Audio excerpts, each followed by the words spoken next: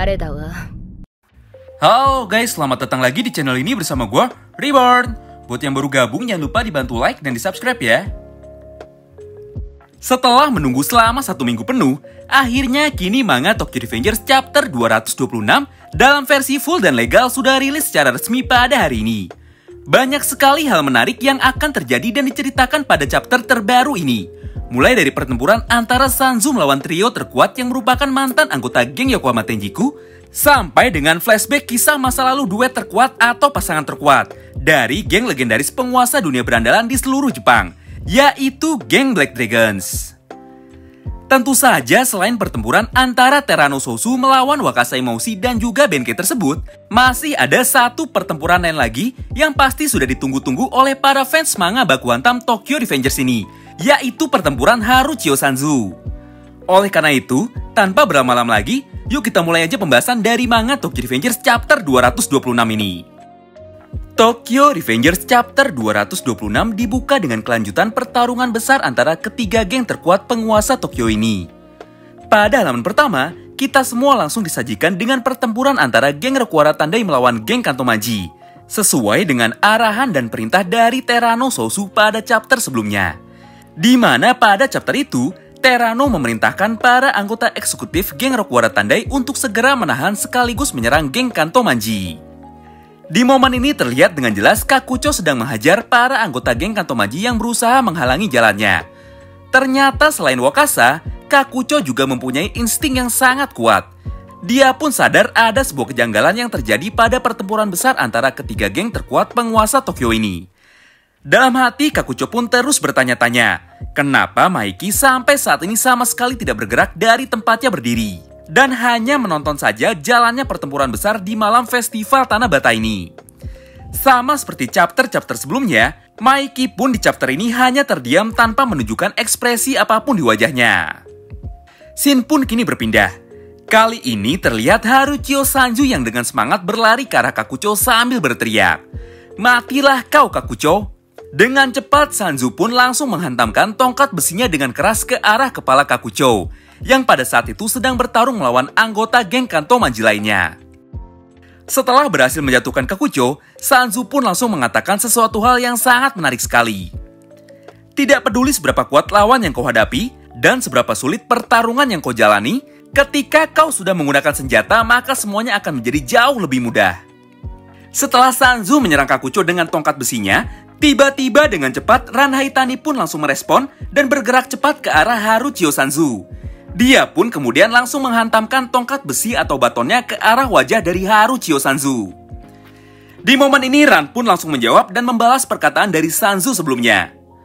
"Kau benar, semuanya akan menjadi mudah jika menggunakan senjata." Wow, menarik banget ya. Setelah berhasil menyerang dan melukai Kakucho, Ran pun langsung membayar lunas semuanya dengan serangan balasan yang sama persis dengan apa yang sebelumnya telah Sanzu lakukan kepada Kakucho. Dalam panel ini, terlihat juga Rindo Haitani yang berdiri di belakang kakaknya. Rindo hanya tersenyum sinis kepada Sanzu, seakan-akan dia menunjukkan gestur jika kali ini Sanzu sedang tidak diuntungkan karena harus melawan mereka bertiga sekaligus. Di sisi lain medan tempur ini, nampak Mochizuku Kanji yang sedang mengamuk dan tanpa ampun menghajar semua anggota geng Kantomaji yang berusaha menyerangnya. Pada momen ini, Mochi pun terlihat sangat bersemangat sekali. Dia pun kemudian mengatakan sesuatu kepada seluruh anggota geng Kantomaji yang ada di depannya. Apa hanya segini kekuatan tempur dari geng terkuat di wilayah Kanto? Mendengar ucapan dari Mochizuku Kanji, semua anggota geng Kantomaji yang ada di lokasi itu pun seketika panik dan ketakutan. Mereka kali ini baru sadar, jika ternyata musuh yang mereka hadapi kali ini adalah para anggota generasi terburuk atau generasi S62, yang sangat terkenal akan kehebatan dan kebrutalannya. Scene pun kini kembali berpindah. Kali ini terlihat Wakasa Imaushi, Benkei, dan juga Akashi Takeyomi yang telah berhasil mengalahkan 100 orang pasukan geng Rekuara Tandai dengan sangat mudah sekali. Di momen ini, Akashi pun terlihat masih sangat emosi. Tentu saja hal tersebut membuat Benkei kesal, dan akhirnya Benkei pun langsung menegur serta memarahi Takeyomi. Benkei pun meminta Takeyomi untuk tenang dan mengontrol emosinya tersebut. Melihat kemampuan para anggota geng Black Dragons generasi pertama yang mampu mengalahkan para anggota geng Rekuara Tandai ini, Terano pun seketika langsung memuji mereka. Terano berkata, ternyata kekuatan dan gelar pasangan terkuat di dunia berandalan ini bukanlah sebuah omong kosong belaka. Para anak buah dari geng Roku Ratanda yang penasaran pun akhirnya banyak yang bertanya-tanya mengenai siapa sebenarnya dua orang yang ada di hadapan mereka ini. Di momen selanjutnya, kini giliran Kawaragi Senju yang bercerita mengenai siapa sebenarnya Wakasa Imaushi dan juga Arashi Keizo ini. Senju berkata, geng Black Dragons generasi pertama tidak akan pernah bisa terbentuk tanpa adanya Wakasa Imaushi dan juga Arashi Keizo. Pada periode waktu lebih dari 10 tahun yang lalu, wilayah Kanto itu sebenarnya terbagi menjadi dua, yaitu wilayah barat dan juga wilayah timur.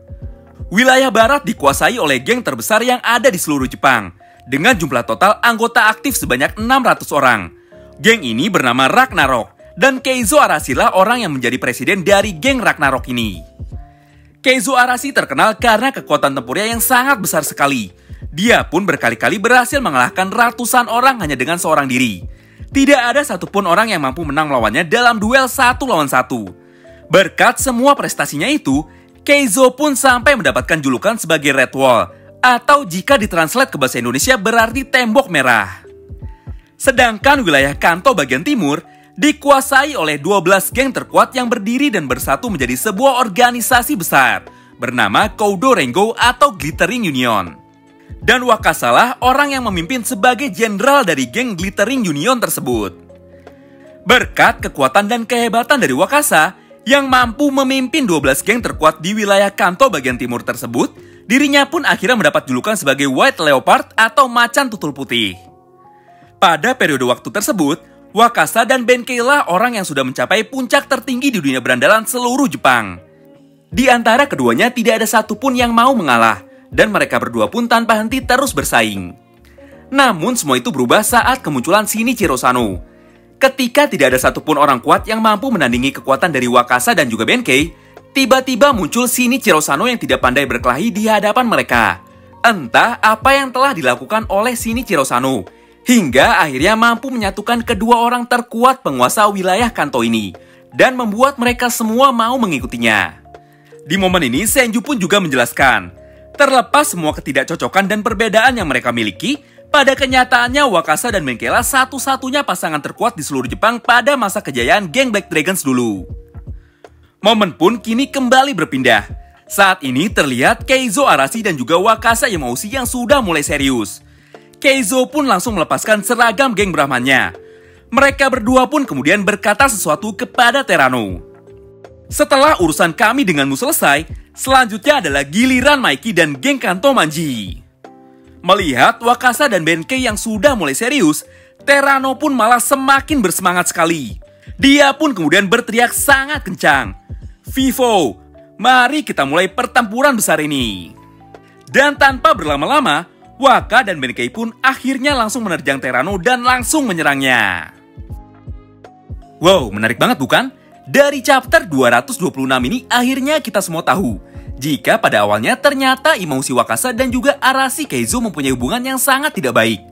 Mereka berdua pun sebenarnya memiliki banyak sekali ketidakcocokan, mulai dari hal yang paling sepele sampai dengan hal yang paling mencolok. Namun di tengah semua perbedaan yang ada tersebut, ternyata sang pahlawan legendaris Shinichiro Sano mampu membuat mereka berdua mencapai suatu kesepahaman dan akhirnya malah menjadi sahabat baik yang tidak pernah terpisahkan. Bahkan setelah lebih dari 10 tahun berlalu dan setelah Shinichiro mati, ikatan antara kedua orang ini yaitu Wakasa Imaushi dan juga Arashi Keizo tidak pernah terputus. Awalnya kami sempat berpikir jika Shinichiro Sano datang bersama dengan Takeomi dan geng Black Dragons miliknya ke tengah pertempuran yang melibatkan Wakasa dan juga Benkei. Namun kenyataannya, di masa itu sepertinya Takeomi belum bergabung dengan Shinichiro Sano dan geng Black Dragon sama sekali belum terbentuk. Shinichiro Sano benar-benar mampu menyelesaikan perseteruan antara dua orang terkuat di wilayah Kanto ini hanya dengan seorang diri. Tidak salah jika Ken Wakui memberi julukan Shinichiro Sano sebagai seorang legenda terhebat di seluruh dunia berandalan Tokyo Revengers. Selain semua hal tersebut, masih ada satu hal lagi yang sangat menarik perhatian dari kami, yaitu pertarungan antara Sanzu melawan para anggota generasi terburuk atau generasi S62. Jika kalian sadar, Mucho merupakan salah satu karakter atau salah satu anggota dari para generasi terburuk tersebut. Antara Mucho, Ran, Rindo, dan juga Mochizuku Kanji, Keempatnya mempunyai ikatan yang sangat erat sekali di masa lalu. Kami sangat yakin sekali jika pada pertempuran kali ini, salah satu dari generasi S62 tersebut akan bertanya kepada Sanzu mengenai kemana perginya Yasuhiro Mucho. Entah apa yang akan terjadi nanti, ketika para anggota generasi terburuk mengetahui jika Sanzulah orang yang telah membunuh Yasuhiro Mucho. Mungkin hal itulah yang akan memicu emosi para anggota generasi terburuk tersebut dan membuat konflik berdarah kembali terjadi di antara mereka semua. Terima kasih banyak yang sudah simak video alur cerita dan juga pembahasan singkat dari manga Tokyo Revengers chapter 226 ini ya. Semoga semua informasi yang kami sampaikan dapat diterima dengan baik. Sampai jumpa lagi video selanjutnya. Bye-bye.